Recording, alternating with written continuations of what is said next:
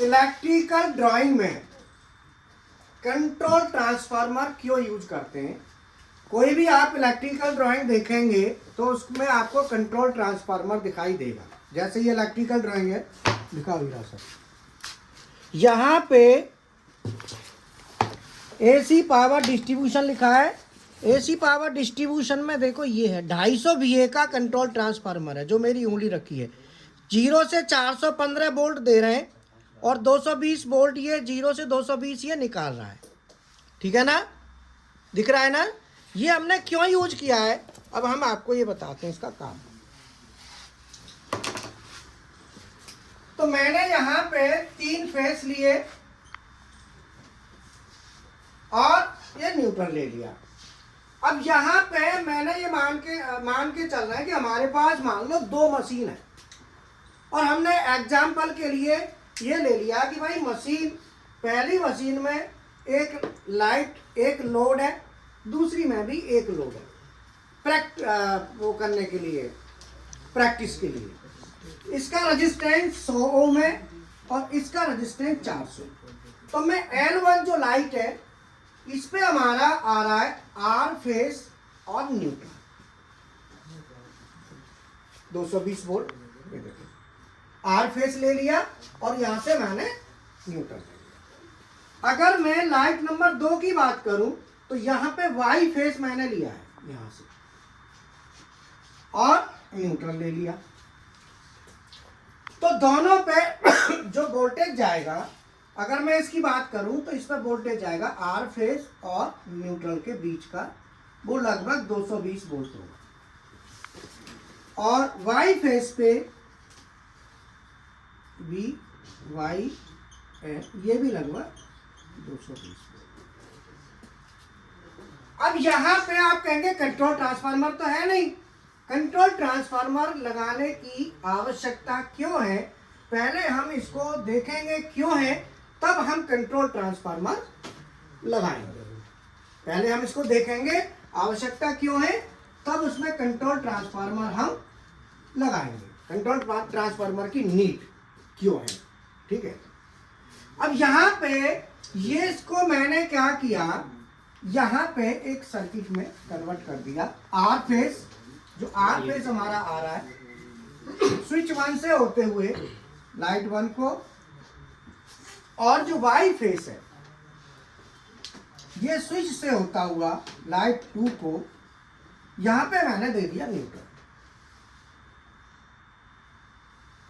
अब अगर मैं लाइट 1 की बात करूं तो 220 वोल्ट आर फेस के साथ न्यूट्रल, ठीक है ना। अब आप बेटा देखो हमारी क्लास में हमारे कानून तक अब यहां से हमने न्यूट्रल और फेस, आर फेस लिया VRN 220 और वाई फेस और न्यूट्रल 220 वोल्ट, दोनों 220 हो गया। अब क्या है कि गलती से कई बार क्या होता है कि न्यूट्रल की तार मान लो जल गई, लोड ज्यादा पड़ा, तो उस समय क्या प्रॉब्लम आएगी, मान लो मेरा न्यूट्रल यहां से ब्रेक हो गया उस समय। अब न्यूट्रल ब्रेक हो गया तो न्यूट्रल तो जा नहीं रहा, अब ये आर और वाई के बीच में दोनों लोड आ गए, ये दोनों लोड आर और वाई के बीच में आ गए। अब गड़बड़, अब इसमें क्या होगा, वोल्टेज का डिवाइडेशन गड़बड़ा जाएगा। अभी 220 था पहले, लेकिन न्यूट्रल ओढ़ते ही ये दोनों में डिवाइडेशन गड़बड़ हो जाएगा। क्यों? क्योंकि दोनों की रेजिस्टेंस वैल्यू अलग अलग है। अगर ये रेजिस्टेंस वैल्यू सेम होती, देखो दोनों की अलग अलग है ना, इसकी अलग है और इसकी अलग है, अगर ये सेम होती तो कोई दिक्कत नहीं थी। लेकिन ऐसा तो नहीं होता कि सभी लोड एक ही रेजिस्टेंस वैल्यू के हों, वो तो डिफरेंट हो सकता है। तो उस कंडीशन में हम क्या करते हैं, देखेंगे कि कितना कितना वोल्ट जाएगा। तो पहले हम स्टडी करते हैं। तो सबसे पहले देखेंगे कि ये दोनों जो लोड हैं L1 L2 ये सीरीज में कनेक्ट हैं और सीरीज में करंट हमारी सेम रहती है, वोल्टेज डिवाइड होता है। तो पहले हम निकालेंगे करंट I। तो I बराबर V/R1 प्लस R2, 415, यहाँ पे वोल्टेज 415 हो जाएगा और ये 100 प्लस 400, तो ये हमारा हो जाएगा 400 की जगह मान लो मैं 300 ओम ले लेता हूँ, तो लगभग बराबर सा रहेगा ना, तो थोड़ा सा कैलकुलेशन में इजी हो जाएगा। तो 415 बटे 400, तो देखना बेटा कितना आया ये 1 पॉइंट, कैलकुलेशन करके बताओ 1.03 एम्पियर हमने करंट निकाल लिया कि इस पूरे पे ये करंट हमारा होगा। ठीक है, अब मुझे इस पे और इस दोनों का वोल्टेज, तो मैं इसके अक्रॉस जो वोल्टेज होगा लाइट 1 का वो निकलेगा V1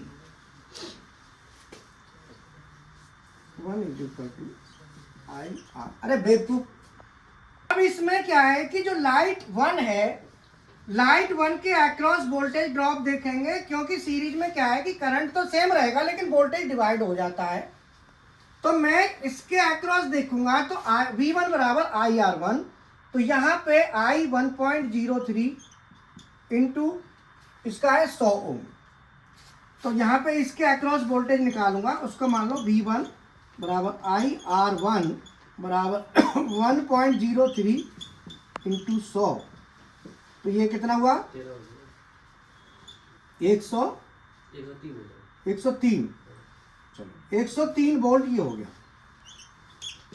ठीक है, इस लाइट के अक्रॉस जिसका रेजिस्टेंस 100 है, केवल 103 वोल्ट जाएगा। इसका मतलब ये लाइट बहुत कम डिम हो जाएगी। और अब मैं इसकी बात कर रहा हूं, तो इसके अक्रॉस वोल्टेज निकालेंगे, तो V2 बराबर IR2 1.03 इंटू 300, 3 का 9 और 309 वोल्ट। अर्थात ये है कि ये वाली लाइट जिसका रेजिस्टेंस 300 ओम है,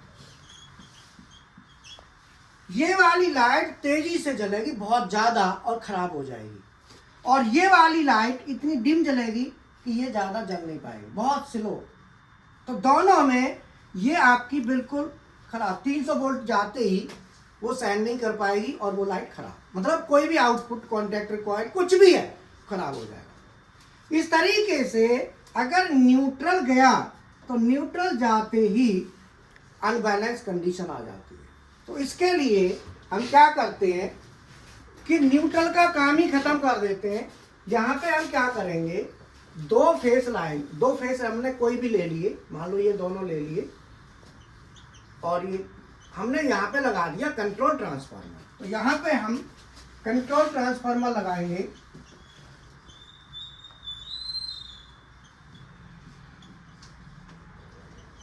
जो कि 415 वोल्ट की प्राइमरी होगी और 220 वोल्ट की सेकेंडरी का लेंगे।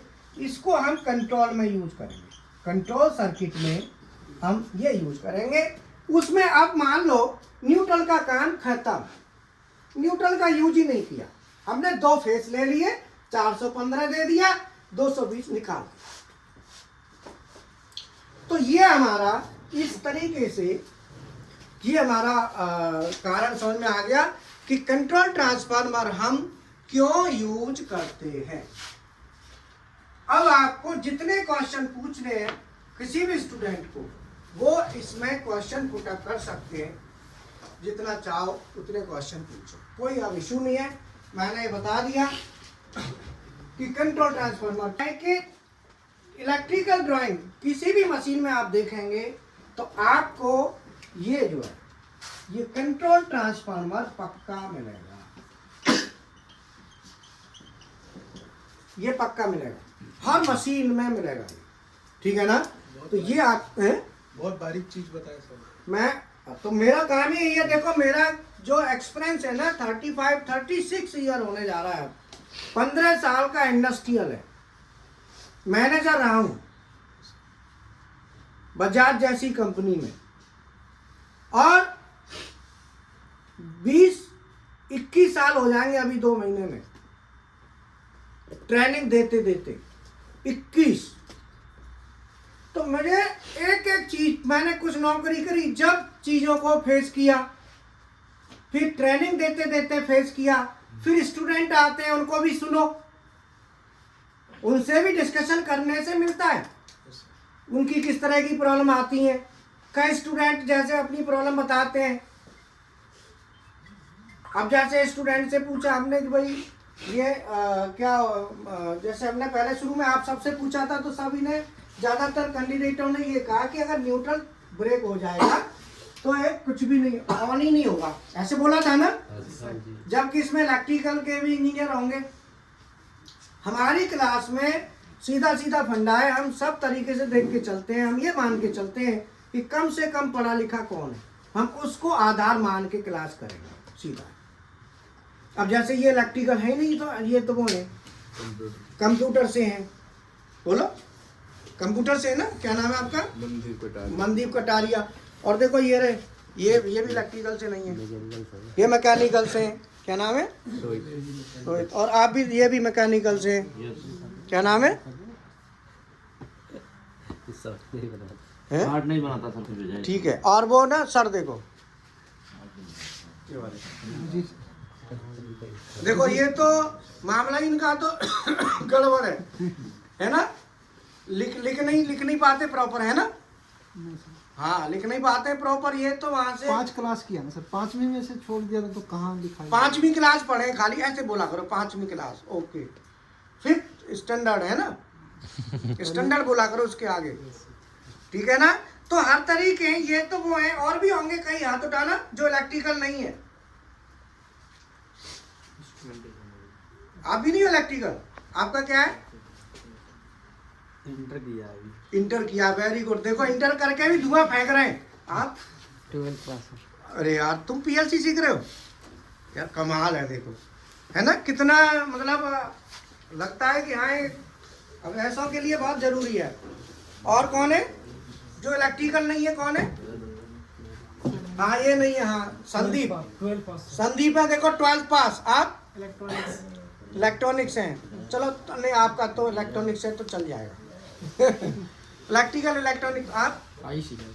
ये ICI, IC instrumentation and control. अच्छा आईसी, ठीक है। और कोई है जो इलेक्ट्रिकल नहीं है? तो क्या है कि देखो, अब आप देखो कि पीएलसी के लिए अब आप सीखेंगे, इलेक्ट्रिकल बैकग्राउंड नहीं है तो आपके लिए बैकग्राउंड बनाना जरूरी है, बेस बनाना जरूरी है। और इलेक्ट्रिकल वालों ने कौन सी तोप चला दी बताओ? उनने कौन सा बता दिया? एक कॉमन सी बात बताओ, जो 5वीं पास है उनने तो फिर भी कुछ ने हट के बोल दिया था कि कुछ होगा। एक ने तो कहा कि तुम जानो होगा। ठीक है, थैंक यू।